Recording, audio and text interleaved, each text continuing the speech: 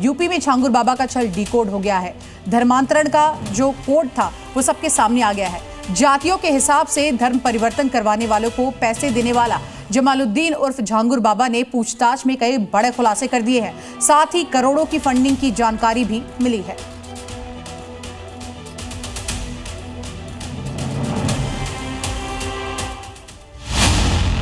Target धर्मांतरण वाला छांगुर बाबा, विदेश से फंडिंग, छांगुर का देश में षड्यंत्र, लग्जरी कार, फंडिंग 100 करोड़ पार, जाति के हिसाब से रेट फिक्स, पुलिस के हत्थे चढ़ा छांगुर। यूपी में ढोंगी बाबा का पर्दाफाश हो गया है, जो पीर फकीर का चोला ओढ़कर धर्म परिवर्तन की दुकान चला रहा था। छांगुर बाबा लंबे वक्त से यूपी एटीएस के रडार पर था, लेकिन आखिरकार बलरामपुर से आरोपी को पकड़ लिया गया। वहीं पुलिस की जांच में खुलासा हुआ है कि धर्म परिवर्तन के नाम पर छांगुर को विदेश से फंडिंग की जा रही थी। ये फंडिंग खास तौर से पाकिस्तान से हो रही थी।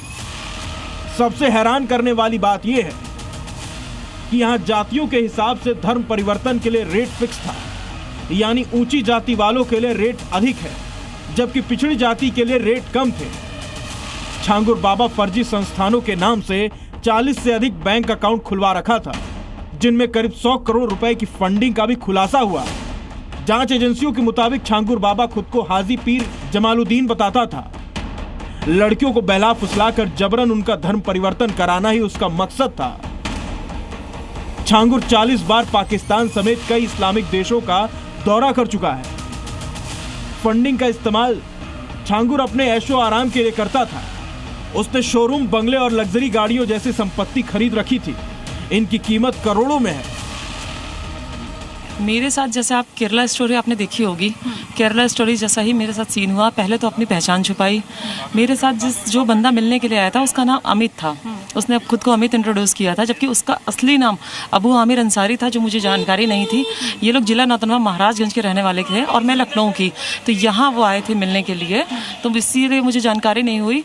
और इसमें तकरीबन वर्ष 2019 में अबू आमिर अंसारी ने मुझे छांगुर पीर से भी मिलवाया। हाँ, मेरी एक बार मुलाकात हुई थी वहाँ पे, जहाँ पे छांगुर पीर रहता है उतरौला में। क्या करता था वो धर्मांतरण का कार्य करता था। उसका एक छोटा सा कमरा था जहाँ पे बहुत ढेर सारी औरतें थीं।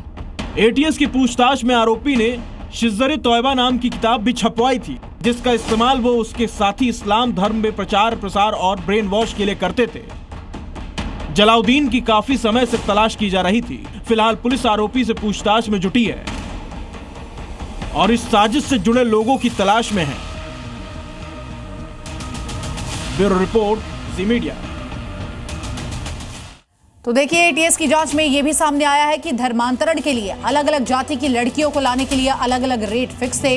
धर्मांतरण के लिए जाति के हिसाब से रेट थे, जैसे कि ब्राह्मण, सरदार और क्षत्रिय लड़कियों को 15 से 16 लाख रुपए दिए जाते थे। पिछड़ी जाति की अगर बात करें तो यहाँ की अगर लड़कियों को लाया जाता था तो 10 से 12 लाख रुपए इसका भुगतान होता था।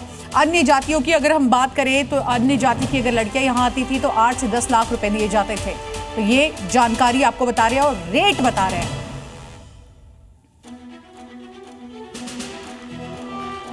और अब आपको 4 तस्वीरों के जरिए ये पूरा का पूरा जो छल है छांगुर बाबा का, वो डिकोड करके बताते हैं। देखिए, छांगुर बाबा पुलिस की गिरफ्त में है। टारगेट पर लगातार उसके हिंदू लड़कियां थी। एक साल में उसने करोड़ों की संपत्ति बनाई है और 40 बार इस्लामिक देशों की यात्रा की है। और ये यात्रा इसलिए ताकि वो धर्मांतरण करा सके और इसी के साथ साथ उन पैसों से ऐशो आराम की जिंदगी जी सके। तो वहीं हमारे संवाददाता ने यूपी के ADG law and order Amit Yash से खास बातचीत की है और क्या कहना है उनका, आइए अब आपको सुनवाते हैं। एसटीएफ को जानकारी प्राप्त हुई कि इनके द्वारा एक बड़ा कन्वर्जन रैकेट चलाया जा रहा है। वो जानकारी के बाद एसटीएफ ने विस्तृत जांच किया और पाया कि इनके एजेंट्स भोली भाली कन्याओं को फांसकर स्वयं को हिंदू बताकर इन्हें धर्मांतरण के लिए प्रेरित करते हैं। इसके अलावा नाबालिग कन्याओं का भी धर्मांतरण कराया गया। इन एजेंट्स को अलग अलग बिरादरी के महिलाओं के धर्म परिवर्तन के लिए अलग अलग अमाउंट्स फिक्स्ड हैं। इसके साथ ही ये भी जानकारी हुई कि लगभग 40 अकाउंट्स इस गैंग ने खुलवाए, जिसमें 100 करोड़ से ज़्यादा की विदेशी फंडिंग प्राप्त हुई है। इस गैंग के लोगों ने 40 से 50 बार विदेशों की यात्रा की है, जिसमें ज़्यादातर इस्लामिक देश हैं।